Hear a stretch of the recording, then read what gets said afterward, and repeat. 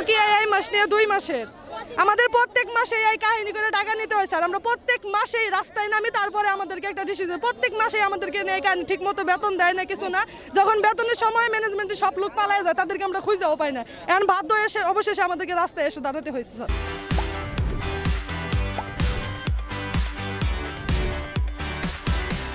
বকেয়া পরিশোধ না করে মনে করেন যে ম্যানেজমেন্টের লোক পালিয়ে গেছে। আর আমরা যখন ম্যানেজমেন্টের লোকের সাথে কথা বলতে যাই, ওনারা বলে ওনারা ঈদের ছুটিতে বাড়িতে চলে গেছে, আমাদের স্যালারি না দিয়ে ওনারা ঈদের ছুটিতে বাড়িতে চলে গেছে। আমরা যাবো না বাড়িতে, আমাদের কি স্যালারি দরকার নাই?